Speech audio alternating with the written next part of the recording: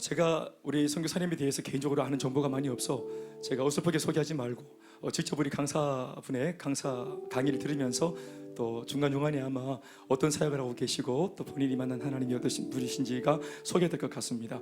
나오실 때 큰 박수로 우리 같이 환영하시겠습니다. 김엘렌 선교사님이십니다.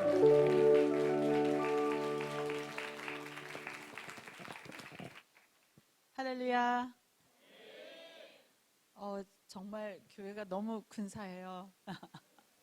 제가 너무 감동해가지고 오늘 이렇게 딱 들어오는데 마치 그 성전 지성소에 들어오는 듯한 그런 느낌.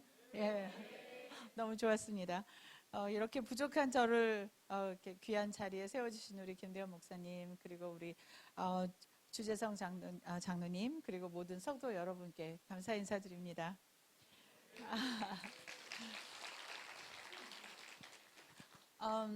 이제 여러분들 중에는 혹시 또 다니엘 기도회 2018년 다니엘 기도회를 들으신 분이 있으실지 모르겠지만 저를 모르시는 분들이 더 많으실 것 같아서 오늘 제가 어떻게 해서 선교사로 부르심을 받게 됐는지, 그리고 어떤 사역을 하게 되었고 하고 있는지, 근데 특별히 저에게 매번 주셨던 주님의 감동들, 말씀으로 주셨던 내용을 같이 연결해서 오늘은 좀 여러분과 함께 나누고 싶습니다. 먼저 나누기 전에 이제 저는 김혜련 헬렌 선교사고 지금 IT에서 사역을 하고 있습니다. 근데 IT라는 나라에 대해서 여러분들이 잘 모르실 것 같아요. 이제 2010년에 지진이 나서 30만 명이 죽었고, 그 다음에 많은 그 헌금들이 IT로 갔다는 얘기까지만 아마 아시는 것 같습니다. 이제 제가 IT 선교사입니다. 그러면 다들 그러시더라고요. 그 고갱이 그림 그리던 곳, 그 피카소가 그 영감을 얻었던 곳, 거기는 타히티입니다. IT가 아닙니다. IT는 큐바 바로 밑에 있고요. 그다음에 자메이카 바로 옆에 있습니다. 타히티는 저 태평양에 있고, 그래서 이제 카리비안에 있습니다. 그러면 카리비안 그러면 벌써 거기 뭐 야자수 뭐 이렇게 바람 불고 이렇게 훌라춤 그랬으면 얼마나 좋겠습니까? 그런데 이 나라는 산에 나무가 한 그루도 없습니다.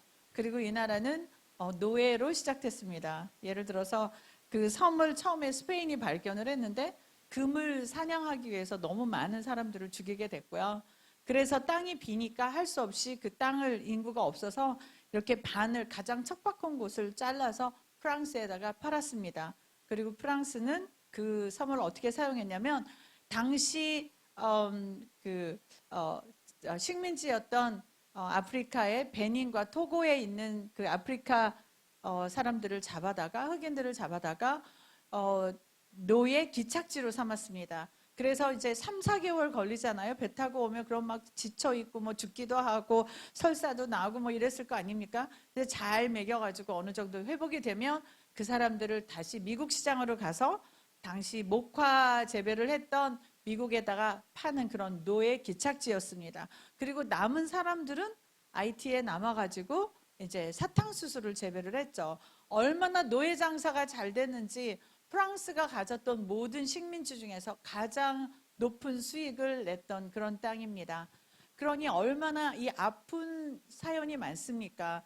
예를 들어서 뭐를 훔치다가 걸리면 손을 자르고, 도망가다 걸리면 다리를 자르고, 뭐 잘못하면은 이렇게 사형도 하고 뭐 이랬기 때문에 피해 역사고 슬픔의 역사입니다.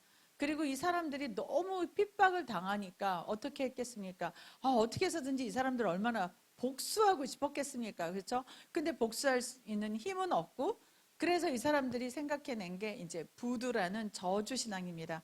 부두라는 거는 우리나라 무당하고 좀 비슷한 건데요. 무당하고는 비교가 되지 않습니다. 우리나라 무당은 주로 이제 구복신앙인데 여기는 완전히 저주 신앙입니다. 그래서 예를 들어서 왜 옛날 우리 사극 보면 이렇게 궁중에서 이렇게 인형 갖다 놓고 막 바늘 찌르고 막 했던 거 기억나시죠? 여기 그대로 합니다. 그래서 이렇게 인형을 만들어 놓고 그 사람 이름을 부르면서 이렇게 바늘을 찌르는데 그것도 부족하니까 닭 목을 쳐서 이렇게 피를 뿌리면서 그 주인의 피를 뿌리면서 이렇게 이렇게 바늘로 찌릅니다. 그것뿐만이 아닙니다. 이 사람들의 최종의 목적은 뭐냐면 부두의 목적은 신접입니다. 그래서 그 11월 1일에서부터 3일까지가 이제 카톨릭에서는 죽은 망자를 기념하는 그 주간인데, 이 기간이 되면 저희는 나가지 않습니다. 왜냐하면 정말 사람들이 이렇게 할로윈은 둘째 치고 이렇게 완전히 해골처럼 장식하고요. 길거리를 모든 이렇게 이상하게 목이 잘린 인형들 뭐 이런 거를 이렇게 널어놓습니다. 걸어놓고, 그리고 밤새 무덤에서 춤을 춥니다. 그리고 염소 있잖아요. 염소 목을 치고, 그리고 그 피를 자기 몸에다가 뿌리면서 신접하기를 원합니다. 그러니 나라가 이런 사악한 그런 기운이 돌게 만든 게 누구겠습니까? 사실은 프랑스입니다. 프랑스가 너무 핍박했기 때문에 이 프랑스에서 이제 독립전쟁을 시작할 때 독립의 지도자들이 모였습니다. 지도자들이 모여서 이 나라를 하나로 뭉치고 싶은데 뭐 자기 이름도 못 쓰는 노예들을 데리고 무슨 어떻게 독립운동을 하겠습니까? 그래서 이 사람들이 생각해낸 게, 야, 우리 부두로 뭉치자. 그래서 프랑스 남녀를 잡아서 물레에다 놓고 피를 뽑았습니다. 피를 뽑으면서 그 피로 제사를 지내면서 우리가 이기면 이 나라를 부두에 바치겠습니다. 그랬는데 어떻게 됐나요? 이겼습니다. 이겨가지고 이 나라는 공식적으로 부두에게 바쳐진 나라가 됐습니다. 부두가 뭡니까? 사탄 종교입니다. 사탄에게 바쳐진 나라입니다. 이 나라가 왜 지금까지도 못 살고 왜 한국이 지금까지 잘 사는지 그 이유를 이해하실 수 있지 않겠습니까? 저희 나라는 어떻게 됐습니까? 처음에 건국의 아버지였던 이승만, 우리 뭐 정치적으로 굉장히 이승만 대통령에 대해서 말이 많죠. 하지만 그분은 장로였습니다. 그래서 우리 재헌국회였을 때, 재헌국회가 열렸을 때 첫날 다들 모여서 기도로 시작했습니다. 그리고 이승만 대통령이 뭐라 그랬냐면, 이렇게 우리가 독립할 수 있었던 것은 하나님께서 우리와 함께 하셨기 때문이다. 그러면서 우리나라를 하나님께 올려드리는 기도를 했습니다. 대통령이. 우리는 그거의 중요성을 모릅니다.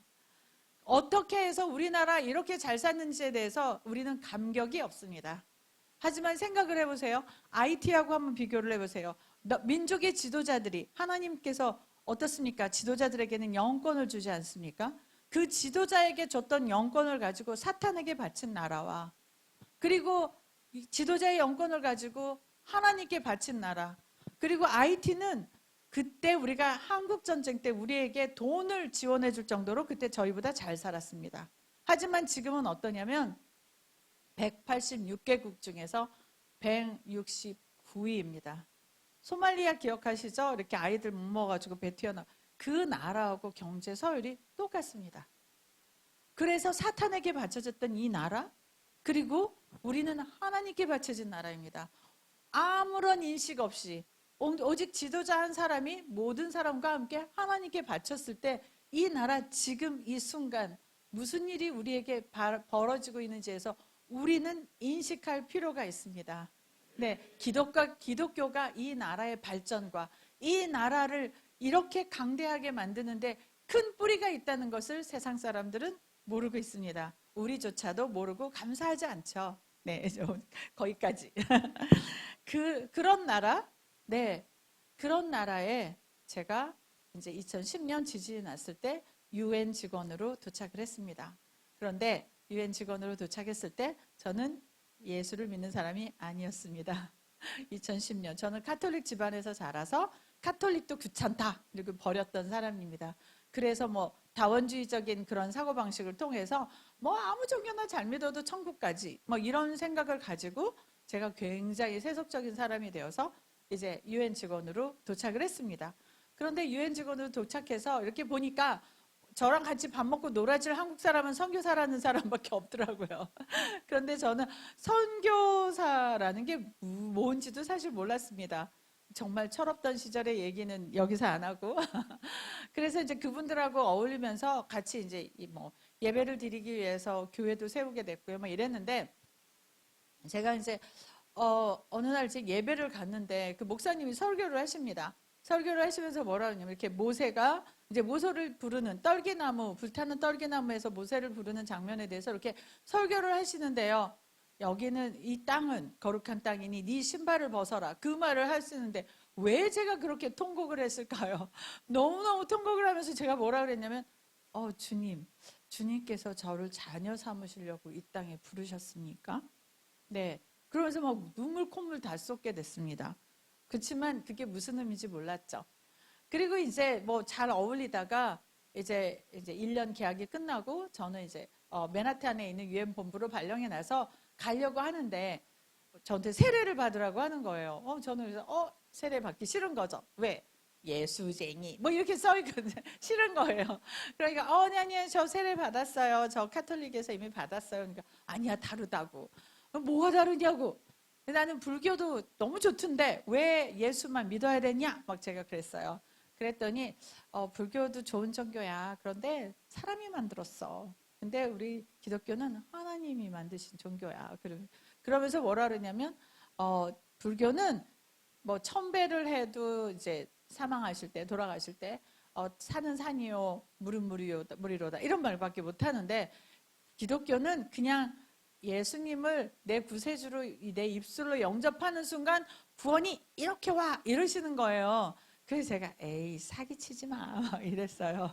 어떻게 구원이 이렇게 와. 그렇게 진리를 찾아 헤매도 진리가 없었는데 무슨 말 한마디로 구원이 돼? 그러니까 구원돼. 그래서 어떻게 하는 건데? 그러니까 세례 받아 뭐 이러시더라고요. 그래서 제가 그래? 알았어. 세례 받아보겠어. 구원이 뭔지 보겠어. 그래서 이제 저희가 세운 교회에서 이제 제가 세례를 받았는데 뭐 선교사님도 다 우셨어요. 야, 한 인간 정말 너 그 하나 구원한다. 막 제가 진짜 화려하고 되게 좀 세속적이었거든요. 저 인간 정말 여기 와가지고 인간 하나 구원된다. 그리고 막 다들 우시는데 저는 세례 받는 정작 저는 빨리 구원 보여줘봐. 뭔데 구원이 뭔데 뭐 이랬다는 거 아닙니까? 그런데 그럼에도 불구하고 그렇게 불량한 저를 하나님께서 그때 성령을 주셨던 것 같아요. 뉴욕에 갔는데 아니 어느 날 제가 그 길거리에 서가지고 이제 택시를 타거나 막 이러면 제가 사람들한테 전도를 하는 거예요. 예수 믿으라고. 그러면 저처럼 된다고 이렇게 기뻐진다고. 그래서 세례받은 이후에 제가 여기 뭐가 이렇게 간질간질한데 그게 뭔지를 모르겠는 거예요.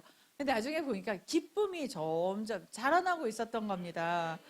그러니 제가 제일 싫어하는 사람이 누구였겠습니까? 그 전에 길거리에 서가지고 예수 천국 불신자지요. 그럼 니나 잘해 막 이랬던 사람이 제가 사람들한테 예수 믿으세요 막 이러고 있으니까 얼마나 이상한 일입니까? 그렇죠? 그리고 어느 날 예수님께서 제 모습을 보여주셨습니다. 세 장 안에 갇혀있는 제 모습을 보여주셨습니다. 그러면서 뭐라 그러냐면 이게 죄라는 쇠찬살이다. 그리고 지금까지 저한테 평생 살면서 선포됐던 모든 거짓말들, 여러분들 여기 청년들이 굉장히 많아서 저는 정말 이 교회 정말 사랑하게 됐습니다. 젊은 교회입니다. 앞으로 30년은 껐트가 없으시겠습니다. 그런데 그 청년들 다들 아픔 가지고 계시죠. 어떤 아픔입니까? 수도 없이 내가 알게 모르게 선포됐던 거짓말들. 넌 안 돼. 그거 안 돼. 할 수 없어. 그런 말을 얼마나 많이 듣고 살고 내가 스스로 믿습니까? 넌 안 돼. 저도 그렇게 자랐습니다. 여자라는 이유로 야 여자가 뭘 그런 걸 바래 하지 마. 넌 안 돼. 할 수 없어. 뭐 이런 고통들 정말 많았고 정말 인생의 고통들이 참 많았는데 그 모든 것들을 예수님께서 뭐라 그러시냐면 다 거짓이야. 거짓의 아비들이 선포한 거야. 그러면서 저한테 뭐라 그러셨냐면 진리를 알지니 진리가 너희를 자유케 하리라. 그러면서 그 세상에서 자유로워지는 제 모습도 보여주셨습니다. 하지만 제가 선교사가 될 거라고 누가 알았겠습니까? 제가 세례를 받을 때 어떤 한 그 목사님 사모님께서 오시더니 내가 기도해 줄까? 뭐 이러셔서 네 하세요 그랬어요.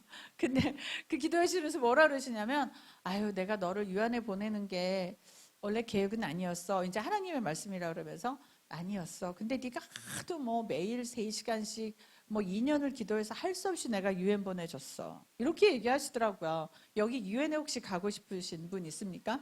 어떻게 유엔에 가겠습니까? 이렇게 하시면 됩니다. 저처럼 시계를 놓고 3시간씩 2년을 기도하시면 됩니다. 시계를 놓고 기도했습니다. 근데 그거는 저하고 하나님밖에 모르는 내용이었거든요. 그런데 그 얘기를 하시는 거예요. 그래서 유엔에 보냈다. 그래서 제가 뭐라 그랬냐면 와 기독교에도 쓸만한 점쟁이가 있네. 제가 그랬거든요. 근데 이분이 뭐라 그러시냐면 그래서 하나님께서 너를 지금 IT로 부르셔. 뉴욕에 가지 말고 이곳에 남아서 고아와 과부를 돌보라. 에이, 누가 점쟁이 말을 믿고 맨하탄을 포기합니까? 제가 그때 월급이 한 달에 US 달러로 10,000불이 넘었는데요. 그쵸? 안 들었죠. 그런데 6개월 후에 어떤 사건이 일어났습니다. 그 사건 얘기하면 오늘 제 예배 못합니다. 오늘 밤쯤까지 이제 제 얘기 들으셔야 됩니다. 그래서 그 얘기는 오늘 안 하고 어쨌든 부르셨습니다. 그런데 너무 어이없는 일이 더 벌어졌는데 정말 이해할 수가 없었습니다. 그래서 이게 뭐지? 그런데 그때 그 점쟁이 사모님 말씀이 생각이 나는 거예요. 뭐야? 이거 부르심이야? 그런데 마침 그때 제가 아니요, 저 싫어요. 이 얘기하면 영원히 제 인생 끝장날 것 같은 느낌? 완전히 그 제대로 된 협박이었습니다. 그래서 제가 뭐라냐? 알았어요. 간다고요. IT로 간다고요. 그리고 저는 좀 약간 한번 결정하면 뒤를 돌아보지 않습니다. 쟁기를 잡고 뒤를 돌아보지 않는 은혜를 하나님께서 저한테 주셨습니다. 제가 어제 듣기에 우리 목사님하고 굉장히 성품이 제가 비슷하다고. 네. 그래서 저 그냥 5일 만에 그만두고 IT로 돌아갔습니다. 근데 IT로 돌아가니까 선교사님들이 그러시는 거예요. 너 왜 왔어? 세례를 받은 지 6개월 만에 유엔을 그만두고 하나님께서 부르셨어요. 그러니까 누가 너를 불렀대? 네. 그리고 저한테 그러시는 거예요. 파송장 있어? 파송장이 뭔데요? 신학했어? 아니요. 교회 연관 있어? 아니요. 그러니까 도대체 한국 교회가 생각하는 모든 파송이라는 선교사라는 기준에 저는 자격 미달입니다. 또 다른 선포가 제 인생에 된 겁니다. 왜? 아까 그랬잖아요. 예수님께서 넌 안 돼, 할 수 없어, 이러면서 겨우 거기서 빠져나왔는데 이제 또 다른 선포가 제 인생의 기독교 세계에서 이제 일어나게 된 겁니다. 넌 안 돼. 넌 할 수 없어. 왜? 너는 파송장도 없고 신학교도 나오지 않았고 목사 안수도 받지 않았고 너는 성경 몇 번이나 읽었니? 자, 한 번도 안 읽었는데요. 네, 정말 많은. 그래서 한 달을 울었습니다. 그러다 도저히 안 되겠다 싶어서 이제 포기했습니다. 나 부르심 아닌가 봐. 에이, 뭐야, 유행까지 그만뒀는데, 그렇죠? 그래서 마치 아브라함이 하나님께서 부르셨는데 약속의 땅에 와보니까 뭐가 기다리고 있습니다. 젖과 꿀이 흐르는 게 아니라 기근이 기다리고 있지 않았습니까? 그래서 의심해서 애굽으로 내려가지 않습니까? 저도 제 부르심을 의심해서 애굽으로 내려갑니다. 그래서 IT를 떠나서 도미니카로 갔습니다. 도미니카에 가가지고 이제 먹고 살아야 되니까 일을 하고 있는데 남자들이 모여가지고 그 점심시간에 그런 얘기를 합니다. 야, 말이야, 어쩌고 저러면서 여자애를 사고 파는 얘기를 했습니다. 14살짜리 여자애를 100불 주고 사고 파는 얘기를 합니다. 그래서 제가 뭐 하는 거예요? 그러니까 부인으로 사는 겁니다. 14살짜리. 그래서 제가 아니 왜 18살이 법적으로 18살 이상이어야 되는데 왜 14살입니까? 그러니까 아주 험한 얘기를 하셨어요. 근데 제가 이제 그렇게 팔고 있는데 저는 한국에서 무슨 일을 했냐면 이대 정외과를 나오고 석사를 마치고 정치권에 있으면서 또 여성경제인협회 사무국장을 하면서 했던 일이 뭐냐면 여성의 경제적 독립에 대한 일을 했습니다. 그래서 여성 경제인 지원에 관한 법을 만들었고 왜 그런 일을 했냐면 제가 여성으로 태어난 게 너무 억울해서 여성들한테 경제적인 능력을 줘서 그 악한 상황에서 나올 수 있도록 도와주는 그런 일을 하는 게 제 일이었습니다. 그런데 지금 제가 어디에 와 있습니까? 남자들이 여자를 사고 파는 일을 하는 곳에 와 있는 거예요. 제가 거기에서 그랬어요. 하나님, 제가 여기 지금 왜 와 있습니까? 제가 부르심을 의심해서 그랬군요. 하나님, 제가 다시는 제 평생에 부르심을 의심하지 않겠습니다.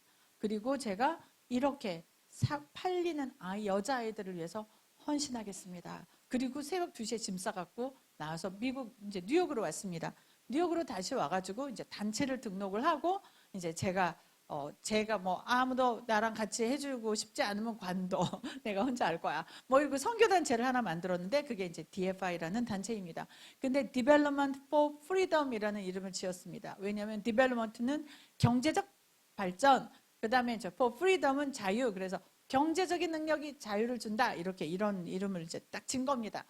그래서 이제 유대인 변호사를 만나서 제가 수표를 쫙 쓰면서 단체 만들어줘. 딱 그랬는데 그날 제 친구가 그러는 겁니다. 우리 교회 예배 갈래? 그래서 좋아. 네, 미국인 교회입니다. 제가 갔는데 그날 선포된 말씀이 뭐냐면 사도행전 3장의 말씀이었습니다. 미문이라는 그 성전에 베드로와 요한이 이제 올라가는데 날 때부터 안진뱅이였던 사람이 그 미문 앞에서 사람들이 이렇게 떼매서 데려다 주면 그 앞에서 이렇게 손을 내밀어서 구걸하는. 그런데 베드로가 내게 금과 은 없지만 내가 가진 것을 주겠다. 다 아시는 내용이죠. 나자렛 예수 그리스도 이름으로 일어나 걸으라. 그러니까 이 안진뱅이가 일어나서 걷거나 뛰거나 하면서 하나님을 찬양하였더라. 근데 제가 또 눈물 콧물 다 쏟은 겁니다. 내가 주려고 하는 경제적인 자유라는 게 금과 은이구나. 그래서 다시 저희 정관이 바뀌었습니다. 말씀을 전하는 거. 하지만 여전히 경제적인 자유는 중요하기 때문에 그래서 한 손에는 쟁기, 한 손에는 성경 이렇게 바뀌었습니다. 스스로 일어설 수 있도록 하되 네. 하지만 말씀으로 사람이 완전히 바뀌는 그런 단체를 만들어서 돌아왔습니다. 근데 돌아왔는데 제가 정치권에서 계속 일했고 유엔에서 계속 일했기 때문에 제가 했던 일은 뭡니까? 여성 일을 하더라도 이미 되어 있는 예산을 갖다 따다 쓰는 거 아닙니까? 그런데 선교사가 돼서 오니까 아무런 교회 후원도 없죠. 후원자도 없죠. 한 명의 중보자도 없죠. 더군다나 이제 저희 집에서는 제가 쫓겨났습니다. 저희 아버지는 막 단식 투쟁 하셨고요. 그러니까 아무런 후원자가 없어서 제가 모아놓은 돈을 들고 이제 IT로 온 겁니다. 여자 혼자서 그 험한 곳에서 이제 차린 겁니다. 그런데 아무도 도와주질 않는 거예요. 누가 뭐 어떻게 하라고 가르쳐 주지도 않는 거예요. 그리고 저는 막 울기 시작해서 주님 앞에서 주님, 저 아무것도 몰라요. 근데 주님이 가라 그래서 왔는데 저는 말씀 전할 줄도 몰라요. 나 어디서부터 어떻게 시작해야 돼요?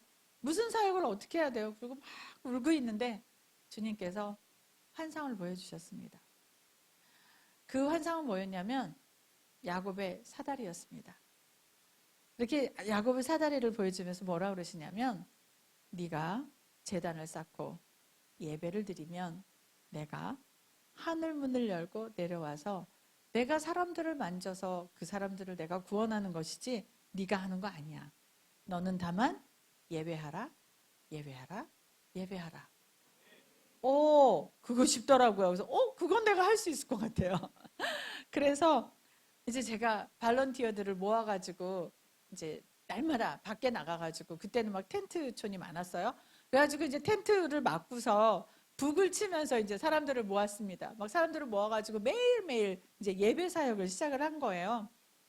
근데 이제 어느 날 이제 예배 사역을 마치고 와가지고 점심을 이제 먹는데 점심 시간이 돼서 이제 제가 이렇게 밥을 막 먹고 있는데 이렇게 같이 발런티어 갔던 아이들이 저를 이렇게 쳐다보는 거예요. 그래서 제가 뭘 봐, 밥 먹어. 제가 그랬어요. 그랬더니 밥이 없어요. 이러는 거예요. 그래서 또 얄밉더라고요. 그래서 도시락 싸갖고 와. 그랬어요. 그랬더니 집에 밥이 없어요. 저 그 말을 딱 듣는데 그때서야 제가 이해가 됐습니다. 왜 이 사람들이 이렇게 발런티어를 잘할까? IT는 진짜 괜찮은 나라다. 뭐 이런 생각을 했는데 그게 아니고 먹을 게 없어서 먹을 거 얻으러 왔다는 거를 그때서야 안 겁니다. 그러니 제가 숟가락을 두고 이게 들어갑니까? 이 목구멍에. 그래서 숟가락을 내려놨습니다. 내려놓고 제가 주님께 기도를 했습니다. 여러분 모두 엘리야와 사르밧의 과부 이야기 너무 잘 알고 계시죠? 제가 그 기도를 주님께 올려드렸습니다. 주님, 저 과부잖아요. 여자 혼자 과부잖아요. 그리고 제가 가지고 있던 모든 전세산을 다 털어가지고 선교센터를 열었는데 뭐 3개월 안에 다 떨어지더라고요. 돈이 한 푼도 안 남아 있었어요. 한 300불 있었나? 근데 제가 그랬어요. 제 독이 비었습니다. 주님이 달라 하셔서 제가 남은 거 다 드렸잖아요. 그런데 내일부터는 누구든지 우리 사역장에 들어온 애들은 다 먹이겠습니다. 주님 채우세요. 아니 이렇게 얘기하니까 어떤 목사님이 그러시더라고. 아니 불경하게 하나님한테 명령을 해. 어떻게 그런 기도를 해. 그래서 아니 아버지잖아요. 아버지한테 아버지한테 얘기할 때 막 아버님 통촉하시옵소서, 제가 신발이 필요합니다. 이렇게 얘기하세요? 아니죠. 아빠 나 신발, 아빠 나 피자, 이렇게 얘기하지 않으세요? 아버지한테 당연해요. 아빠 비었어요, 독 채우세요. 그리고 그 다음 날부터 오는 모든 사람들에게 밥을 먹이기 시작한 게 지금까지도 지속되고 있습니다. 그리고 단 한 번도 그 뒤에 쌀을 사본 적이 없습니다. 지금도 한 번도 쌀을 사보지 않았어요. 그래서 제가 주님께 그랬습니다. 주님은 쌀만 먹고 사세요. 네. 그런데 그런 기적이 왜 일어났는지 저는 몰랐습니다. 이제 결론부터 이제 나중에 해야 되지만 결론부터 말씀을 드리면 예배에 있었던 겁니다. 예배를 드리니까 무슨 일이 있었나요? 하늘문 열렸죠. 제가 저희 사역장을 늘 베델이라고 불렀거든요. 왜? 하나님이 함께 하시는 곳이니까. 하나님이 거하시는 곳이니까. 그리고 저희는 예배로 시작합니다. 늘 무슨 일이 있어도 매일 예배로 시작합니다. 예배를 1시간씩 드리니까 아이들이 와가지고 저희 스태프들이 와서 8시부터 9시까지 예배 드리고 나면 뭐 점심시간 빼면 일하는 시간이 6시간밖에 안 되는 거예요. 그런데도 예배 시간은 저희가 계속 진행합니다. 왜? 그래야 하늘문 열리고요. 그래서 그 축복으로 저에게 이런 기적이 일어났다는 거 저는 처음에는 몰랐습니다. 주님께서 이미 사역의 비밀을 다 가르쳐 주셨던 거예요. 네, 어쨌든 그래서 이제 사역을 어떻게 해야 될지를 몰랐죠. 그리고 사역 시작한 지 2달 만에 심장 수술하자는 팀들이 왔습니다. 심장 수술을 하자는 팀이 왔고 저는 그게 뭐 무슨 의미인지도 모르고 뭐 하지요 라고 얘기해서 시작된 그 심장 수술로 인해서 지난 7년 동안 92명의 생명이 살아났습니다. 네. 작년에도 저희가 이제 계속 하려고 그랬는데 코로나로 이제 병원에서 못 받겠다. 그래서 저희 지금 열심히 기도하고 있습니다. 3명의 아이들이 지금 기다리고 있습니다. 네. 꼭 되도록 같이 기도해 주시기 바랍니다. 그리고 그 다음 해에 2013년에 14살짜리 남자애가 왔습니다. 그 아이는 뭐 태어났을 때 아이 엄마가 애를 낳다가 돌아가셨고 이 아이가 이제 태어나고 어머니가 돌아가시는 걸 보고 이제 아버지가 떠났습니다. 그러니까 얘는 태어나는 그 순간부터 버려진 아이였습니다. 근데 제가 14살짜리인데 만나서 보니까 한 7살, 8살 정도밖에 안 돼 보이고요. 왜냐면 이제 못 먹어가지고. 그리고 애가 이제 뭐 돈을 좀 주니까 가서 오는데 눈이 시뻘게 가지고 오는 거예요. 그래서 이게 뭐야? 그러니까 옆에 애들이 그러는 거예요. 아예 제 마약했어요. 그리고 제 럼주 마셨어요. 막 이러는 거예요. 생각해보세요. 14살짜리가 그러니까 얼마나 제가 충격받았겠습니까? 그래서 얘네들을 위한 예배 사역을 시작을 해야 되겠다라고 생각을 하는데 이 얘기를 듣고 이제 어떤 분이 1,000불을 기증해 주신 겁니다. 그래서 얘를 데리고 학교에 좀 보내라. 근데 학교에서 아무도 안 받아주는 거예요. 왜냐하면 14살이면 이미 중학교 졸업해야 될 나이인데 뭐 초등학교 1학년으로 들어간다 이게 뭐 초등학교 5만 애들 다 두들겨 팰 거 아니에요. 그러니까 안 받아주는 거예요. 목적원금은 받았는데 이거 큰일 난 겁니다. 이거 어떡하지? 이거 제 목적대로 써야 되는데 그러니까 저희 스태프들이 하나가 있다가 선교사님 밖에 그런 애들 널려 있어요. 걔네들 다 모아가지고 학교 열으세요. 그러니까 그거 괜찮은 생각인데?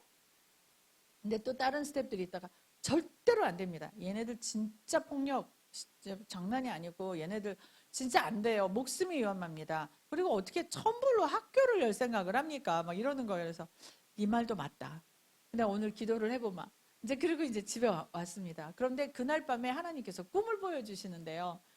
어마어마하게 큰 나무에 제 손으로도 이렇게 안을 수 없는 큰 나무에서 자두도 아닌 것이 포도도 아닌 것이 뭐 주렁주렁 열리는데 막 가지가 휘어질 것 같은 거예요. 그래서 양파 묶는 빨간 망으로 제가 막 묶고 다니는 꿈을 꿨어요. 그리고 나서 제가 그랬어요. 하나님, 그러면 이 꿈을 저는 하나님이 하라는 사인으로 알겠습니다. 그리고 그 다음날 당장 가서 늘 그렇듯이 즉각 반응. 다 걷어와라. 길거리 애들 다 초대해라. 네, 어떤 거 생각나십니까? 누가복음에 왕이 결혼식에 사람들 초대했는데 오지 않으니까 어떻게 했습니까? 길에 나가서 길거리에 있는 사람들 초대하지 않았습니까? 절름발이들, 네, 병든 자들. 네, 저희가 길거리에서 이렇게 구걸하는 아이들을 초대한 겁니다. 그런데 이 아이들은 어떤 아이들이냐면 엄마가 버렸거나 엄마 아빠가 없거나 아니면 아빠가 맨날 두들겨 패가지고 도저히 집에 있을 수 없는, 먹을 것이 없는, 그래서 길에서 구걸을 하는데 IT에서도 이런 아이들을 바퀴벌레라고 부릅니다. 사람 취급을 안 하는 거죠. 얘네들은 먹을 게 없으니까 구걸한 돈으로 겨우 먹거나 또 구걸이 안 되면 땅에 떨어진 망고 썩은 거를 먹거나 물이 없으니까 땅에 고인 더러운 물을 먹고 화장실이 없으니까 아무 데서나 쓱 보고 화장지가 있었을까요? 그냥 쓱 올리는 그런 아이들입니다. 이런 아이들을 저희가 초대했는데 딱 초대해서 첫날 보니까 밥을 막 이렇게 준비해가지고 닭다리를 이렇게 하나씩 올려줬는데 이 아이들이 닭다리를 물고요 뼈까지 다 먹는 거예요. 그래서 제가 보면서 세상에 이런 온전한 고기를 한 번도 먹어본 적이 없는, 그래서 이 아이들을 위한 사역을 시작을 해야 되겠다. 근데 제가 쌀이 어디 있습니까? 그죠? 돈이 어디 있어요? 후원이 전혀 없는데, 그래서 이제 페이스북에다가 올렸습니다. 이제 미국인들 이제 하고 같이 하는 페이스북에다 올렸습니다. 내가 이런 사역을 하려고 하는데 좀 쌀 있는 사람 도와라. 그러니까 뭐 엄청나게 많은 응답이 왔습니다. 다들 기대하시죠 지금? 아니요. 다들 뭐라 그러냐면 하지 마라. 위험하다. 그리고 이 사역 너 지금 그거 하면은 돈 많이 버는 줄 알고 하는 모양인데 뭐 이런 욕까지 왔습니다. 어떤 분은요 막 A4 용지로 2장을 보내기도 했습니다. 제가 너무 놀랐어요. 다 부정적이니까. 근데 제가 끝에다 뭐라 했냐면 너네들이 무슨 말을 해도 나는 이 사역을 한다. 왜? 하나님께서 꿈 보여주셨잖아요. 사인 보여주셨잖아요. 우리는 하나님만 보고 가지 사람 말 믿지 않습니다. 네, 그래서 저는 합니다 라고 그 삭제를 했어요. 아예. 그랬더니 여자 선교사님 한 분이, 미국 선교사님이 저한테 컨택을 했습니다. 개인적으로 메신저로 보내서 내가 쌀 줄게. 여러분, 하나님께 응답하는 그 한 사람이 중요합니다. 세상이 다 no 라고 얘기를 하고 안 돼 라고 얘기를 할 때 아니요 제가 할게요. 그 한 사람 하나님 찾고 계십니다. 네, 그 한 사람의 헌신으로 이 사역이 시작됐습니다. 그런데 이 사역이 어떤 사역입니까? 얘네들을 이제 딱 모아놓으면 어떤 애들이냐면 올 때 여기에다가 이렇게 돌 부서진 거를 이렇게 딱 수건으로 딱 감고 오고 위스키병을 여기다 이렇게 딱 배에다가 감게 오고 그 다음에 칼을 여기다 이렇게 숨겨가지고 오거든요. 그래서 애들이 딱 모이면 이제 그 교실에 딱 있으면 다 이게 한 통속이 아닙니다. 이 안에도 파들이 있습니다. 재밌는 얘기로 사시미 파도 있고 목포파도 있고 여수파도 있습니다. 얘네들이 이렇게 딱 얼굴을 딱 보고 있다가 갑자기 눈빛이 딱 마주치는 순간 벌떡 일어나서 그냥 병 닦여가지고 긁고 머리 깨고. 제가 하는 일이 뭐였냐면 걔네 피받아요. 맨날 피받아. 걔네들 데리고 맨날 병원 가는 게 일이었어요. 그런 뿐만이 아닙니다. 애들이 학교가 끝나니까 다시 돌아가서 길에서 마약을 팔다가 이제 깜빵에도 가는 거예요. 그러면 제가 또 교도소까지 가가지고 비는 거예요. 제 아들입니다. 풀어주세요. 그러면 거기에서 no, 안 된다고. 왜냐면 9놈이 같이 잡혀온 거예요. 마리아나를 팔다가. 우리 애만 풀어줄 수 없다고 그냥 가라고. 4시간을 무릎 꿇고 빌어가지고 이 경찰이 감동해서요 9사람을 다 풀어주는데 저는 이렇게 힘이 빠져가지고 이렇게 계단에 이렇게 앉아있는데 갑자기 우다다다다다 소리가 나면서 9놈이 막 뛰어가는, 막 뛰어내려가는데 무슨 개구리들 뛰는 것처럼. 그러다가 어느 날 길거리에 제가 잠깐 나갔는데 뭐 시커멓고 막 이렇게 큰 애들이 오더니 막 제 얼굴에다 쩍쩍 뽀뽀를 하는 거예요. 제가 이게 뭐야? 걔네들이었어요. 살려줘서 고맙다고. 근데 그렇게 하면서 아이들이 이제 저를 신뢰를 하기 시작했습니다. 그런데 이 아이들을 데리고 살 집을 달라고 기도를 하는데 사단이 좋아할까요? 이 사역을? 사단 영역에 있는 아이들인데 안 좋아하죠. 이 아이들한테 헌금됐던 돈이 사라졌습니다. 그리고 그냥 사라진 게 아니라 그 돈을 왜 못 주는지에 대한 얘기를 해야 되지 않겠습니까?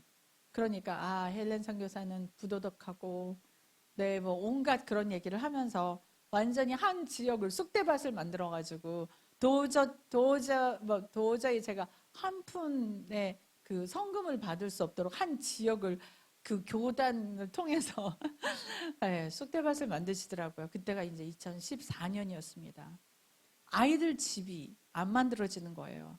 그런데 한 교회가, 뉴욕에 있는 한 교회가 저를 불러서 그러시더라고요. 오라고. 그러더니 제 간증을 듣더니 막 울으면서 헬렌 선교사하고 어제 얘기를 했는데 제대로 사역하는 것 같습니다. 우리가 도와주시다. 근데 저는 그때 17,000불을 넣고 기도하고 있었거든요. 아이들 집을, 얻을 집을. 근데 가니까 교회에 딱 30명 이렇게 앉아 계시는 거예요. 그러니까 저는 지금 몇십만 불을 지금 잃고 왔잖아요. 그러니 제가 이제 딱 이렇게 힘이 쭉 빠져가지고 30명을 딱 보는 순간 속으로 교만하게 그랬죠. 아이, 이런 작은 교회에서 내가 필요한 17,000불을 누가 해주겠어. 그리고 1시간 간증하라는 걸 30분만 딱 하고 앉았어요. 힘이 너무 많이 빠져가지고. 그런데 목사님이 올라오더니 네, 우리가 이 돈을 해줍시다. 작년에 쓰고 남은 선교 헌금이 16,600불이 남아 있습니다. 400불을 보태서 17,000불 줍시다. 그러면서 그 자리에서 돈을 주셨고요. 그것뿐만이 아니라 한 달에 2,000불씩 1년을 주시겠다 그러시더라고요. 근데 그 돈 때문에 목사님께서 사례금을 못 받으셨다는 것도 나중에 알게 됐습니다. 그런 과부의 드롭돈으로 우리 아이들 사역이 시작됐습니다. 지금 45명이 지금 살고 있고요. 그리고 그 아이들이 인생이 완전히 바뀌어가지고 지금은 저희 초등학교, 자체 초등학교를 졸업하고 이제 저기 미션 스쿨에 이제 중고등학교에 보냈는데 1, 2등 합니다. 저희 그 학교 선생님, 교장선생님한테 전화가 왔어요. 캐나다 선교사님인데, 헬렌 선교사님, 이 비결이 뭡니까?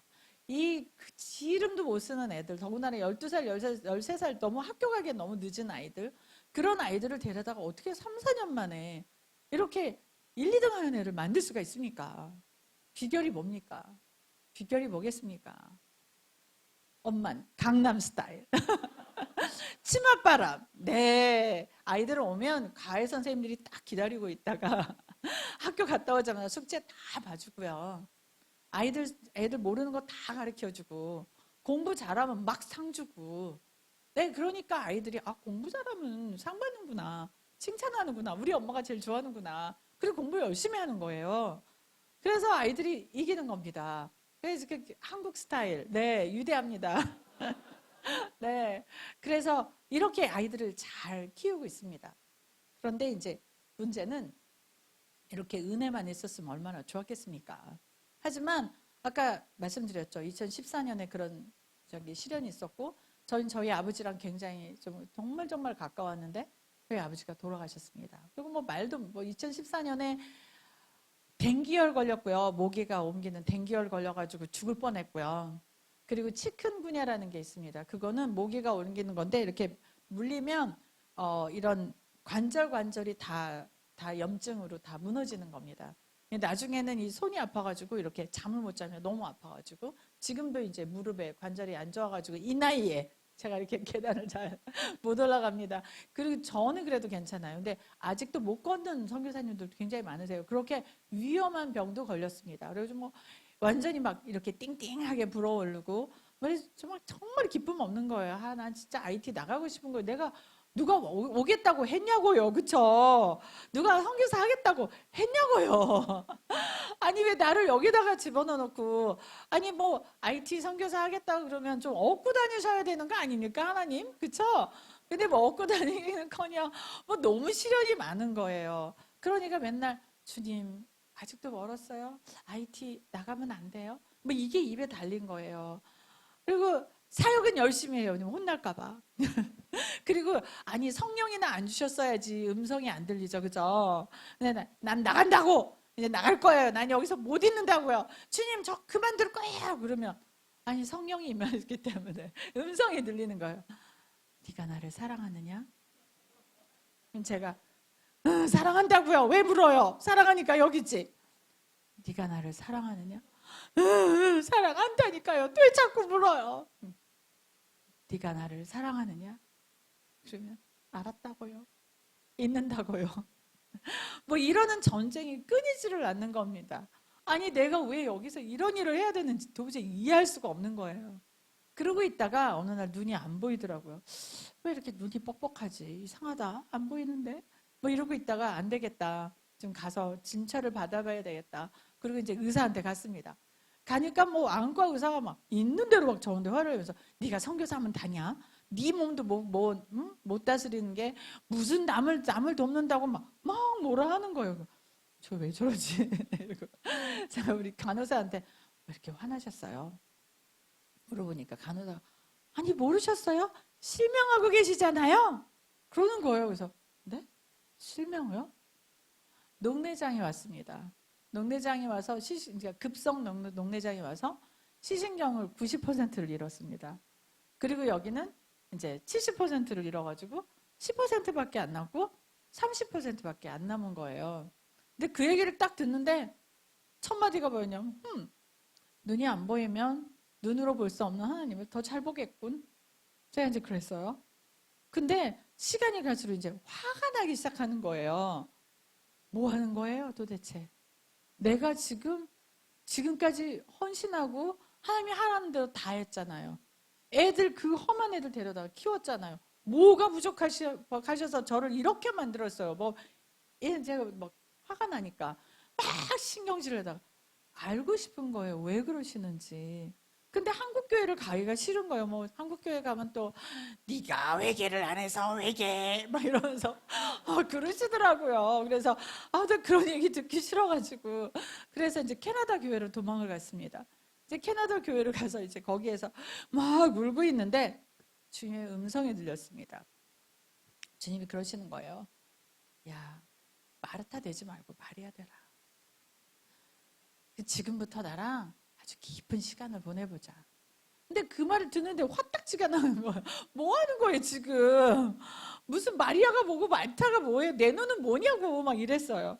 그런데 그때부터 주님께서 저를 정말 희한하게 사람들을 이렇게 붙여주셨어요. 캐나다 교회에서. 그러면서 내적 치료를 받게 하시더라고요. 그 내적 치료를 받으면서 그동안에 제 안에 쌓였던 모든 분노, 미움, 증오 뭐 이런 모든 것들을 돌덩어리를 하나씩 하나씩 드러내기 시작했습니다. 눈하고 전혀 상관없죠. 그래서 드러내면서 이게 막 여기까지 목에 차 있는 그 분노들이 점점 기쁨으로 바뀌기 시작하는 겁니다. 돌덩어리가 하나 내려지면 기쁨이 하나 채워지기 시작하고 그러더니 이제 주님께서 그러는 거예요. 에스겔서 말씀을 주시면서 야, 네 심장 못 쓰겄다. 너무 딱딱해서 내가 너에게 부드러운 심장을 주마. 그러면서 막 심장 바꿔주시고 그러더니 이제는 그러시는 거예요. 너는 영혼에 대한 긍휼함이 없다. 내가 너한테 영혼의 긍휼함을 주마. 그러시더니 이렇게 종이 조각 같은 거가 긍휼함이라고 그러시면서 이렇게 확 이렇게 해가지고 제 여기 단전에다가 막 틀어 박으시는 거예요. 막 이렇게. 얼마나 아픈지 막 떼굴떼굴 굴면서 우는데 그렇게 울고 있는데 이렇게 환상이 누가 지나가냐면 이렇게 중동에서 이렇게 무슬림 히잡 쓴 어린 여자애들이 쫙 지나가는 거예요. 사실은 제가 시리아로 가서 이런 아이들을 위한 여성 사역을 할 테니까 주님 제발 IT 좀 떠나게 해주세요. 이러고 있었는데 주님이 너는 네 안에 우상이 있다. 막 이러시면서 혼내치셨거든요. 그래서 왜요? 나 우상 없는데? 그러니까 주님께서 네가 우상이다. 너는 맨날 기도하러 와서 주님 이거 주시고 저거 주시고 내가 이렇게 이걸 원하니까 이렇게 해주시고 저렇게 해주시고 이런 기도밖에 안 한다는 거예요. 넌 내 말 들어봤어? 내가 너한테 뭘 원하는지 들어봤어? 그러면서 너는 그 기도 그렇게 하잖아. 네가 우상이야. 네가 바로 우상이야. 그래서 깜짝 놀랐거든요. 그래서 알았어요. 시리아 안 가면 될 거 아니에요. 뭐 이랬는데 갑자기 막 시리아 여자애들이 막 이렇게 히잡 쓰고 지나가서 제가 막 그 배 아파가지고 울고 있는 그 와중에도 이건 뭡니까? 이건 뭐 하는 거지? 아니 뭐 시커먼 아이들이 지나가야 되는데 왜 히잡 쓴 아이들 왜 지나갑니까? 뭐 어쨌든 그렇게 해가지고 이제 그 영혼에 대한 긍휼함을 저한테 주셨는데 그 뒤로 제가 바보가 됐습니다. 저는 중국 사람들이 막 지하교회에서 막 믿음을 지키기 위해서 뭐 북한에서 믿음을 지키기 위해서 사람들이 뭐 이렇게 막 죽임을 당하고 그런 얘기 들어도 전혀 마음에 감동이 없었거든요. 뭐 나는 부르심이 북한이 아니니까. 나는 부르심이 중동이 아니니까. 그랬는데 제가 이제 그 캐나다 교회에서 미국을 가기 위해서 이렇게 이미그레이션을 통과를 하는데 그 사람이 저한테 물어보는 거예요.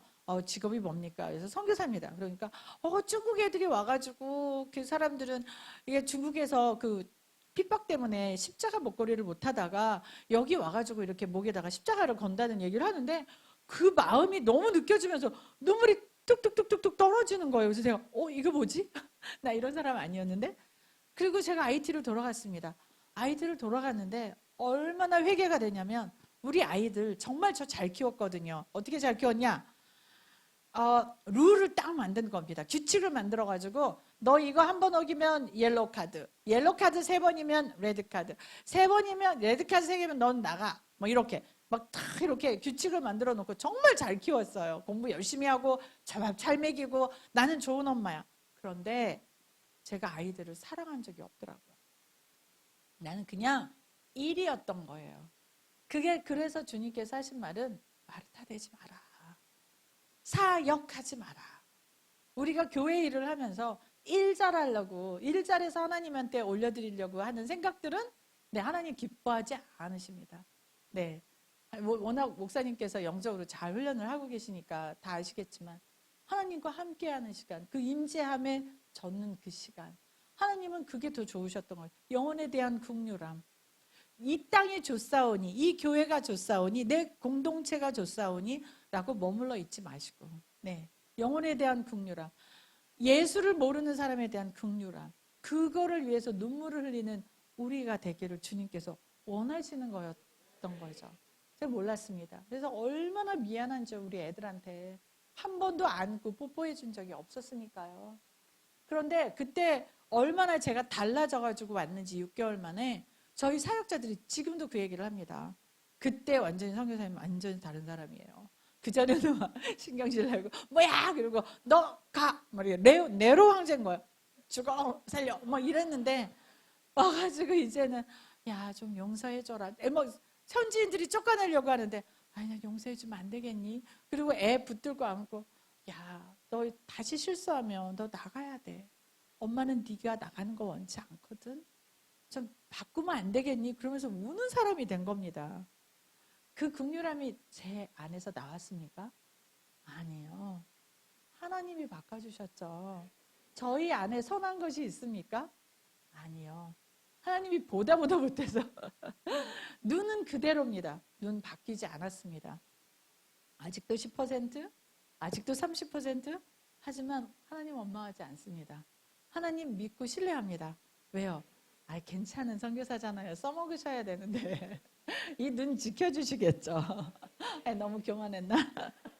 네, 네 그렇게 사역을 하고 있었지만 이제 제가 과부와 고아 부르심인데 여성 사역을 안 시작하고 있었어요. 왜냐하면 제가 이제 저희 엄마한테 어렸을 때부터 이렇게 많이 좀 구박을 많이 받고 자랐거든요.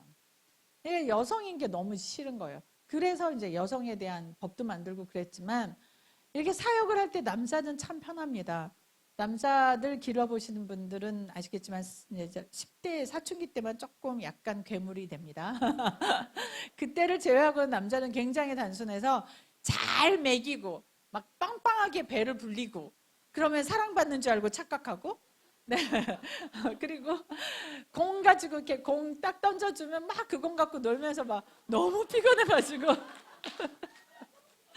너무 재밌다고 막 그러고 쓰러져서 자고 남자애들 굉장히 단순해요. 그런데 여자애들은 그렇지 않습니다. 여자애들은 고구마 줄기 같아가지고 한 문제가 딱 해결이 되면 그 다음 문제가 또 나옵니다. 무슨 고구마 줄기 캐는 것 같아요. 막 줄줄이 나와요. 하기 싫어요. 그리고 여성 사역 한번 했다 그러면 이게 제 인생 끝나는 거죠. IT에서 언제 나가, 그죠? 나는 어떻게 해서든지 주님한테 잘 보여서 이 IT를 떠나게 하소서. IT 정말 사람 살 것 아니에요. 지금은 어떤 줄 아세요?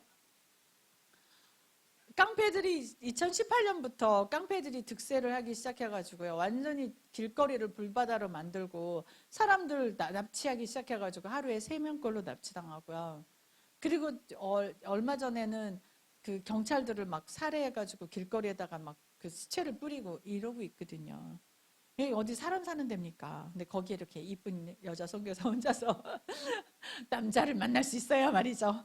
Anyway, 그래서 제가 좀 나가게 해주세요. 뭐 이러고 있는데, 네, 여성 사역을 제가 하고 싶겠습니까?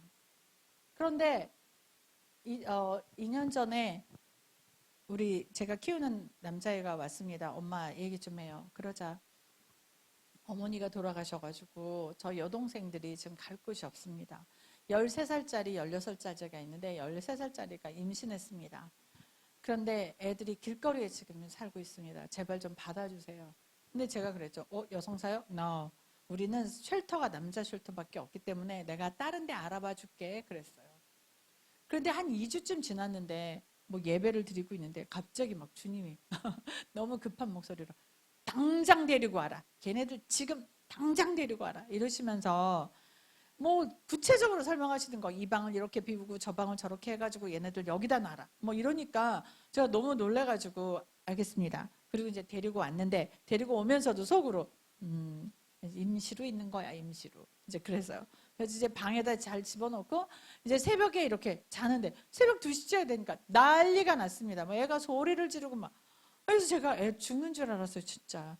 그래서 얘를 데리고 막 병원에 갔는데, 이 침대에다가 다리를 올리기도 전에 이 13살짜리 여자애가 아들을 낳습니다. 네, 주님은 아셨던 거예요. 그날 애가 태어날 것을 알고 있었고, 우리가 데리고 오지 않으면 그 아이도, 산모도 위험할 거라는 거 알고 계셨던 거죠. 그래서 당장 데리고 오라고 하셨던 거죠. 그 아들을 제가 이렇게 들고 이름을 다니엘이라고 붙여주면서 눈물 나더라고요. 근데 주님께서 뭐라 그러시냐면 야, 이 아이를 돌봐줘라. 이런 아이를 돌봐줘. 그래서 네, 알겠습니다. 그래놓고 또 안 듣는 거예요, 제가. 예. 근데 막 코로나가 터졌는데 뭐 코로나 터지니까 뭐 3월이 돼가지고 작년에 뭐 다들 막 소환 명령 내리는 겁니다. IT는 이제 미국하고 캐나다에서 온 선교사님들이 많으셨는데 저는 이제 캐나다 시민권으로 돼 있습니다. 그러니까 뭐 캐나다 정부에서 빨리 나가라고 뭐 전세기를 보내주고 막 당장 나가라고. 왜냐하면 IT가 너무 가난한 데다가 병원이 제대로 없거든요. 그러니까 이 병원에 있으면 죽을 거다. 빨리 나가라. 그런데 저는 그때 뭐라 했냐면 아니 우리 애들 어떡합니까? 같이 죽어야지. 그죠? 그래서 제가 나는 안 나가고 난 여기서 순교하겠다. 이러고 남았습니다. 그리고 저는 이미 주님이 작년 초에 저한테 욥기 말씀을 주시면서 뭐라 그러셨냐면 내가 만약에 너에게 오늘 너는 흙에서 왔으니 흙으로 가라 하면 어떻게 하겠느냐 이렇게 경고를 주셨어요. 이미 욥기로 그때 막 제가 그 얘기 듣고 주님 무슨 말씀하시는 거예요? 저를 죽이시겠다는 얘기예요? 그리고 나서 생각해 보니까 아이고 불쌍한 애련이 우리 이 IT 와가지고 이게 뭐냐 진짜 너무너무 제가 막 서러운 거예요. 뭐 제대로 인생에서 된 게 있어 이 와가지고 아무것도 안 남았어. 그렇잖아요. 선교사의 삶이 뭐가 있겠습니까? 집도 다 없어졌어. 절도 없어. 뭐 차도 없어. 아무것도 없어. 남편도 없어. 뭐 그렇게 외롭게 사는데 이제는 죽이시겠다니까 얼마나 눈물이 났습니까? 그런데 한 3개월쯤 그렇게 울고 나니까 이제 받아들여지기 시작하더라고요.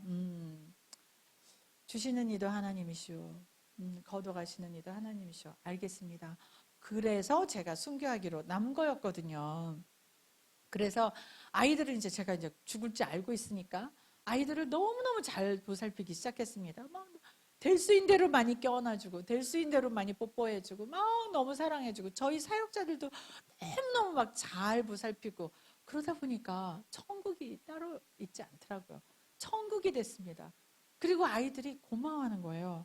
엄마 다른 사람들 다 나갔는데 저희랑 같이 있어주셔서 너무 감사해요. 그러니까 이게 선교사가 이러는 거구나. 선교사는 이렇게 순교하는 거구나. 내가 사랑하는 사람들 위해서 죽는 거구나. 주님께서 이걸 가르쳐 주시려고 그랬구나. 하지만 진짜로 제가 죽을 건지는 몰랐습니다. 그래서 어쨌든 제가 막 이렇게 사랑하고 이렇게 하고 있는데 여성 사역을 이제 하겠다고 제가 선언도 했고요. 알겠습니다. 여성 사역 하겠습니다라고 선언을 했는데 사단은 여성 사역을 하겠다는 저를 가만히 놔뒀겠습니까? 안 놔두죠. 못하게 해야죠. 과부가 근절되면 어떻게 되는지 아세요? 여성이 일어나면 어떻게 되는지 아세요? 고아가 없어집니다. 엄마들이 자기 아이들을 돌볼 수 있어지면 고아가 없어집니다. 엄마가 돌볼 수 없기 때문에 이 아이들을 길로 내보내고 고아원으로 보냅니다. 고아원은 없어져야 됩니다. 궁극적으로. 여자들이 쓰면 고아원은 없어집니다. 사단은 너무 잘 알고 있는 거예요. 그러니까 제가 여성 사역을 이제 시작하겠다 하니까 코로나가 왔습니다. 제가 코로나 걸렸습니다. 근데 아무리 코로나가 제가 코로나인 것 같아요. 그래도 아니라는 거예요. 제 주변 사람들 아무도 안 걸렸는데 저만 걸렸으니까. 그리고 우리 IT는 코로나 없어요. 우리 마스크 안 쓰고 다니거든요. 없어요. 그러는 거예요. 그런데 검사 안 해주는 거예요. 그런데 코로나 왜 리스트가 있지 않습니까? 코로나는 결막염 걸릴 수 있습니다. 무슨 냄새를 못 맡습니다. 입맛도 없습니다. 쭈쭈쭈쭈 다 체크 포인트에 다 걸리는 거예요. 근데 코로나 검사를 안 해주는 거예요. 그렇게 차일피일 미루다가 제 폐에 염증이 손바닥만하게 된 상태에서 입원을 하게 됐습니다. 입원을 하니까 굉장히 막 몸이 이제 주리를 틀기 시작하는 거예요. 그리고 이 코로나가 얼마나 이 사단의 성격을 가지고 있냐면 낮에는 그래도 좀 견딜만 합니다. 그런데 저녁이 되면 4시 이후부터 해가 뉘엿뉘엿 지기 시작하면 이제 몸에 고통이 오기 시작합니다. 그리고 의사들이 다 퇴근하고 난 6시 이후에는요. 점점 심해져서 밤 10시가 넘으면 완전히 패대기를 칩니다. 견딜 수 없어서 주여 저 그냥 죽게 해주세요. 죽는 게 차라리 나아요. 그런 정도로 고통스럽습니다. 그런데 3일째 되니까 이제 눈도 풀리고 사람들이 저를 딱 보면서 헬렌은 이겨내지 못할 것 같아. 그랬어요. 왜냐하면 이미 아플 때부터 못 먹기 시작하고 토하기 시작해가지고 10kg 정도 빠져 있죠. 그리고 막 완전히 얼굴도 막 허옇고 핏기 하나도 없었죠. 그리고 산소 포화도가 95 이하로 내려가면 뇌가 상하기 시작하는데 제가 86까지 떨어졌거든요. 그러니까 산소 마스크 쓰고 있죠. 그러니까 헬렌 좀 어렵겠는데. 그리고 저는 이제 죽을 거라고 생각을 하고 이제 다 죽는 준비를 했습니다. 우리 아이들은 이렇게 해달라. 은행 통장 부자번호는 이렇고 저거 다 준비하고 내 장례식은 이렇게 치러달라. 이런 것까지 다 남기고 이제 그런 한 상태에서 이제 새벽 2시 3일째 되는 날 이제 새벽 2시가 됐습니다. 근데 그 느낌 있잖아요. 죽음이 내 코끝에 와 있다.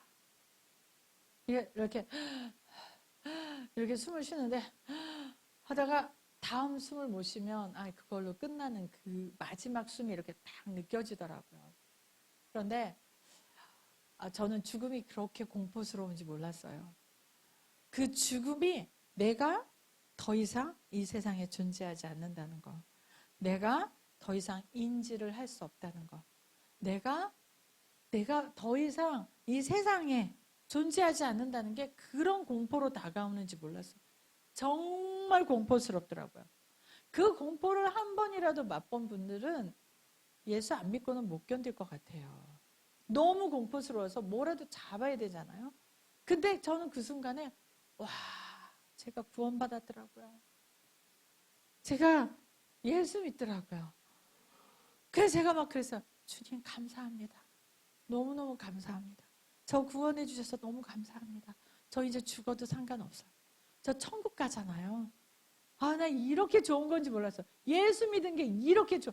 이제 그 처음에 세례 받을 때 구원이 뭔데? 그죠? 구원이 뭔데? 근데 이거구나. 이렇게 좋은 거구나. 구원이라는 게. 우리는 삶이 끝나지 않아요. 우리 이 세상의 삶이 여기서 끝나지 않아요. 우리는 구원이 있기 때문에 다음 생이 있는 거예요. 다음 생, 너무 아름다운 다음 생이, 더 좋은 삶이 보장되어 있기 때문에 죽음이 슬프지 않는 거예요. 그래서 막 하나님 찬양했어요. 감사합니다, 하나님. 감사합니다. 감사함을 올려드렸고요. 단 한 번도 제 입술로 하나님 원망하지 않았습니다. 하나님 왜 나한테 왜 코로나까지 주셨어요? 왜요? 하지 않았습니다. 왜 이미 다 겪었잖아요. 그래서 하나님한테 많이 내려놨잖아요. 그래서 올 게 왔구나. 난 얘 죽는구나. 네 하나님. 주시는 이도 하나님. 걷어가시는 이도 하나님. 네 하나님. 근데 그 순간에 감사를 올려드렸을 때 무슨 일이 일어났을까요? 기적이요. 요나가 죽음과 같은 고기 뱃속에 있었습니다. 요나가 어떻게 살아난지 아십니까? 요나가 뱃속에서 시편을 올려드립니다. 하나님께. 시편으로 하나님을 찬양합니다. 여러분들 그 위험 속에서 시편을 다 외우고 계십니까? 요나는 시편을 올려드립니다. 그리고 뭐라 그러냐면 감사를 올려드립니다. 그리고 하나님께 그 소원을 하나님께 하라는 거를 제 소원을 드렸습니다. 그리고 나서 하나님께서 요나를 물고기 밖으로 토해내십니다. 하나님께서 저를 살려주셨습니다. 마치 예수님께서 돌아가시고 3일 만에 부활하셨던 것처럼 우리 곧 예수님의 부활을 저희가 맞이하지 않습니까? 나사로가 무덤에서 3일 걸어 나왔듯이 제가 그 깜깜한 방, 창문이 한 개도 없는 햇빛이 한 자락도 들어오지 않는 방, 저 절대로 살아서 다 나갈 거라고 생각하지 않았던 그 방에서 제가 걸어 나오더라고요. 3일 만에. 그러면서 찬양했습니다. 와, 햇빛이 이렇게 좋을 수가. 하나님 감사합니다. 하지만 사단은 저를 놓아주지 않았습니다. 그리고 집에 왔죠.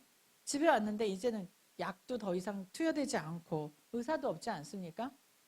코로나가 재발됐습니다. 왜냐하면 폐에 있는 염증이 이제 다시 시작된 거죠. 이번에는 더 심하게 왔습니다. 열이 오르기 시작하는데요. 37도, 38도, 39도.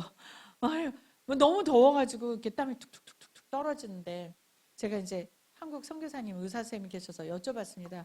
선교사님 어떻게 해요? 그러니까 약이 없습니다. IT에는 약이 없습니다. 그런데 체온을 재가지고 1시간마다 저한테 알려주십시오. 제가 체온계를 드리겠습니다.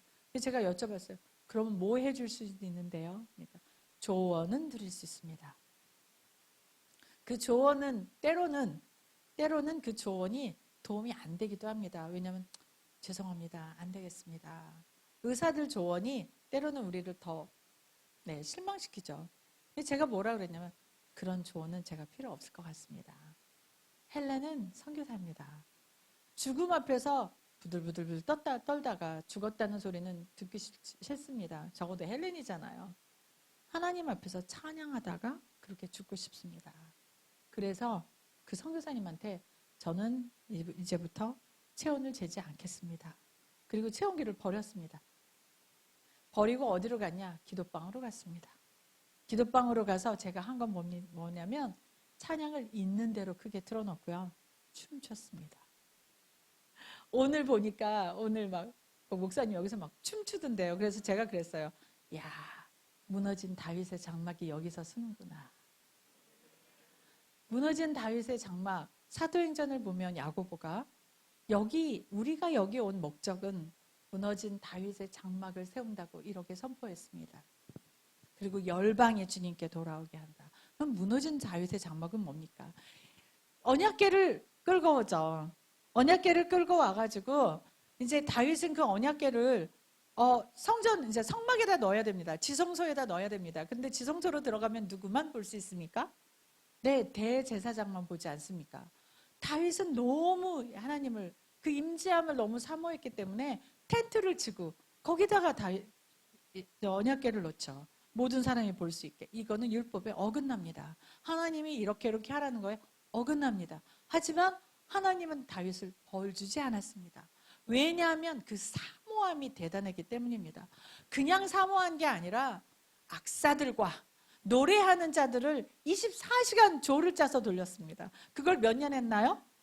한 달만 했습니까? 30년이 넘게 했습니다. 그러는 와중에 다윗은 뭐를 했습니까? 하나님께서 아브라함에게 약속했던 모든 약속의 땅이 여호수아 때 이루어지지 않았습니다. 다윗 때 이루어졌습니다. 그렇게 하나님 앞에서 춤추고 노래하는 것을 즐거워하십니다. 하나님은 우리와 함께 하시는 걸 좋아하시고요. 하나님은 하나님 높은 데 계시니까 막 아이고 하나님 이런 거 좋아하지 않으시고요.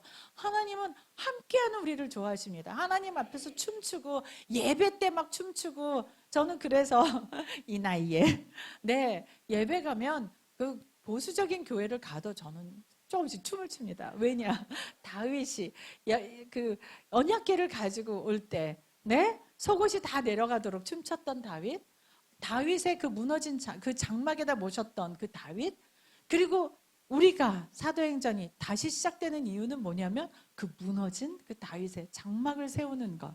그렇죠? 하나님의 임재함이 우리한테 있고 우리가 그렇게 끊임없이 찬양하고 그게 뭡니까? 예배죠. 네, 예배죠. 이 교회에서 제가 저기 서가지고 목사님이 여기서 막 펄쩍펄쩍 뛰시는 걸 보고 그랬습니다. 하나님, 다윗의 장막, 무너진 다윗의 장막이 이곳에서 다시 쓰고 있군요. 이곳에 임재하고 계시는군요. 하나님께서 얼마나 이 교회를 정말 기쁘게 받으시겠습니까? 할렐루야. 하늘의 문이 열렸군요. 이 교회에서 예배드리는 자 복되도다. 네, 여러분들 정말 엄청난 복을 받고 계십니다. 그리고 코로나가 무섭죠. 하지만 우리는 코로나 이기고 예배드려야 됩니다.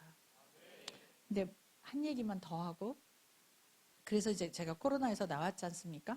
그렇게 춤추고 기도했더니 3시간 만에 열이 떨어졌습니다. 그리고 저 지금까지 코로나 음성으로 계속 나옵니다. 걱정 마세요. 제가 코로나 걸렸다 그러니까 다들 막 그 얘기 듣자마자 마이크 마시고 막 쓰시더라고요. 괜찮습니다. 그런데 나오자마자 주님께서요 여성 사역을 열어주시는데요. 뭐 이거는 막 불같이 열어주시는 거예요. 나오자마자 2주 만에 제 친구가 저를 이제 바닷가로 데려가는데 바닷가에서 이제 막 하나님 찬양하고 있는데 어떤 막 이상하게 이빨 막 다 빠진 이상한 아저씨가 오더니 내가 아침마다도 기도하는 걸 봤는데 너 하나님 사람인 것 같다. 저기 고아들이 있는데 밥을 못 먹고 지금 며칠째 굶고 있다. 가서 볼래? 제가 아까 말씀드렸죠. IT 납치 심하다고. 이 사람이 누군 줄 알고 따라가겠습니까? 그런데 마음에 감동을 주셔서 따라갔습니다. 바로 여기라더니 30분은 따라갔습니다. 그리고 진짜로 가보니까 이가 득실득실한 아이들, 밥이 없어가지고 멀건 밀가루를 물에다 끓여 먹은 아이들이 있었습니다. 그 중에 8명이 여자였어요. 그래서 그 아이들을 데리고 여성사역이 시작됐습니다. 쉘터가 생겼고요. 그거 딱 끝나자마자 한 달 만에 청평이 없는 여성센터를 주셨습니다. 거기에 레스토랑, 그다음에 제빵 제과, 가게, 이런 네일, 스파, 그다음에 천평이 넘으니까요. 제가 사실은 그것 때문에 왔습니다. 그거 펀드레이징 하러 왔습니다. 아이들 옷도 모아가지고 가고, 그다음에 그릇들 이게 팔아야 되니까 그런 물건도 다 사고 그러려고 저는 나온 겁니다. 그리고 제가 여기 와 있는 동안에 이제 따끈한 소식입니다. 이제 장로님 잘 들으세요. 주장로님. 제가 나와 있는 동안에 전화가 왔습니다. 열흘 좀 됐어요. 저희 IT에서 전화 와서 엄마 나쁜 소식 하나 있어요. 2개가 있어요. 뭔데? 그러니까 저희 아이들 지금 45명 남자애들 살고 있는 그 집 주인이 나가라고 통보했습니다. 이제 8월이면은 나가야 됩니다. 그리고 또 다른 나쁜 소식이 있습니다. 저희 선교센터로 쓰고 있는 저희 오피스가 있고 이제 게스트하우스가 있고 제가 살고 있는 그 선교센터가 갑자기 이제 진짜 집주인이 나타난 거예요. 그래서 4월 말까지 나가라고 통보받았습니다. 그래서 제가 이건 뭐지? 근데 저한테 느끼는 뭐냐면 출애굽인가? 이런 생각이었어요. 왜냐하면 작년부터 알고 있었어요. 저희 아이들 집이 올해 만기된다는 걸. 그래서 이 집주인이 하도 저희를 구박을 해서 제가 비디오를 만들었어요. 저희 땅 사게 후원해 주세요. 그리고 비디오를 만들었는데 보낼 데가 없는 거예요. 제가 후원교회들이 없으니까. 제가 아직도 교회들하고 연결이 없으니까. 그래서 그냥 가지고 있었는데 호주 브리스번에서 이제 보내달라고 해서 제가 보내드렸습니다. 그랬더니 이분이 이제 유튜브에다 올리신 거예요. 근데 그 유튜브를 또 어떤 분이 또 네이버에다가 이렇게 또 올려가지고 했던 모양입니다. 갑자기 누가 보자 그래서 갔습니다. 갔더니 아유, 제가요, 너무 힘들었어요. 오늘이 21일째예요. 그래서, 뭔 말이지? 주님께서 절대 헬렌한테 전화하지 말고 만날 때까지 기다리라 해서 기다렸더니 오늘이 21일째예요. 뭐 이러는 거예요. 이건 또 뭔 말이지? 그러니까 주님께서 다 주라 그러셨어요. 저희 퇴직금 다 털었습니다. 그러면서 저한테 봉투를 주셨습니다. 알고 보니 어떻게 된 거냐면 이 비디오를 보고 이 부부는 기도를 시작을 하셨는데 회사도 그만둬라, 퇴직해라. 퇴직해가지고 퇴직금 받았죠. 지금까지 모아놓은 돈까지 다 해서 다 줘라. 이거 너무 어이가 없으시잖아요. 그래서 아이들 교육은 어떻게 하고 중고등학교 아이들이 있는데 그래서 아이들하고 회의를 했대요. 야, 주님이 이러시는데 그러니까 아유 뭐 저희 대학 안 가면 어때요? 다 주세요. 고아들이 지금 갈 곳이 없다는데 주세요. 돈을 미리 준비를 시키시고요. 그리고 열흘 뒤에 저를 쫓아내셨습니다. 우리 아이들과 저를. 그리고 열흘 뒤에 만나게 하셨습니다. 주님은 이미 돈을 다 준비해 놓고요. 중간에 쫓아내셨어요. 그리고 21일 됐을 때 돈을 주셨습니다. 이걸로 땅 사세요. 얼마나 놀라운 주님이십니까? 또 다른 과부의 두랩돈으로 저희 아이들이 처음에 작은 교회에서 시작됐던 그 헌금으로 우리 아이들 생명이 달라졌는데 이제 또다시 정말 그 어려운 분들의 그 헌금을 털어서 저희 지금 땅을 보러 다니고 있습니다. 그런데 제가 늘 머릿속에 그리고 있던 교회는 이래야 돼, 건물은 이래야 돼 이런 게 있었습니다. 근데 어제 제가 이제 권사님하고 제가 내일 말씀 전할 것 좀 보고 싶습니다. 이렇게 딱 오면서 그래서 이거야. 내가 늘 그리고 있던 게 이거야 그랬습니다. 왜냐하면 IT에는 이런 공연장이 한 군데도 없어요. 문화 공연을 할 곳이 아무 데도 없습니다. 저는 예배를 드리는 곳이 공연장도 돼서 사람들이 이렇게 함께 찬양하고 즐기는 그런 곳이었으면 좋겠는 거예요. 다목적 홀. 제 머릿속에 있었는데 오면서 그랬어요. 무대도 있네? 무대 저기 뭐죠? 이렇게 준비하는 것도 있네? 이거잖아. 그랬어요. 주장로님. 제가 여기를 보면서 감동을 했습니다. 주님 이거 주세요. 이거 주세요. 저도 똑같이 주세요. 아유 알아요. 몇 바격 뜨는지. 100억이 넘는 걸 알아요. 하지만 제가 그랬어요. 주님 이 불쌍한 나라에 이 희망이 없는 나라에 주님께서 제가 또 주님 더 땅 때문에 어떻게 해요? 그리고 이제 저기 기도원 쫓아갔었거든요. 기도원에 딱 가자마자 주님께서 하신 말씀이 내가 이 나라가 너무 마음이 아프다. 돌아가서 민족의 지도자를 세워라. 그 민족의 지도자들이 고아를 고아처럼 키워야 되겠습니까? IT가 가난하다고 가난한 건물 지어줘야 되겠습니까? 저는 IT에 최고의 건물을 세우고 싶은 거예요. 100년을 넘길 수 있는. 앞으로 지진은 또 옵니다. IT는. 그래서 지진에 이겨낼 수 있는 건물 세우고 싶은 거예요. 우리 아이들 최고 주고 싶고요. 그 불쌍한 민족에게 최고의 학교를 주고 싶고요. 희망을 주고 싶습니다. 너희들도 이렇게 될 수 있어. 네, 그렇게 주고 싶습니다. 여러분, 지금 코로나로 인해서 우리는 얼마나 많이 위축되어 있습니까? 비즈니스도 위축되어 있고 사람 만나는 것도 위축되어 있고 4명 이상 안 돼. 교회도 20%만 와. 믿음이 얼마나 그쵸? 헌금이 줄었네 안 줄었네 막 이런 거 굉장히 신경 쓰잖아요. 하지만 여러분들이 예배를 드릴 때 하늘문 열립니다. 하늘문이 열린 곳에는 무제한입니다. 리밋이라는 게 없습니다. 제한이라는 게 없습니다. 우리는 이 순간 이겨야 합니다. 모든 것을 이겨내야 됩니다. 그리고 여러분들이 구제와 선교를 멈출 때 그 가난한 사람들, 정말 희망 없는 곳에 빛을 줄 사람들이 없습니다. 여러분들이 그 사명을 오늘 이 순간 깨달으시기 바랍니다. 하나님께서 이 한국에 있게 하신 이유, 하나님께서 이렇게 아름다운 건물을 주신 이유, 한국에서 이렇게 잘 정말 풍성한 먹거리와 좋은 병원을 주신 이유, 여러분들 삶에 왜 하나님께서 이런 삶을 주셨겠습니까? 왜 하나님께서 이렇게 다윗의 장막 같은 아름다운 교회를 여러분께 주셨겠습니까?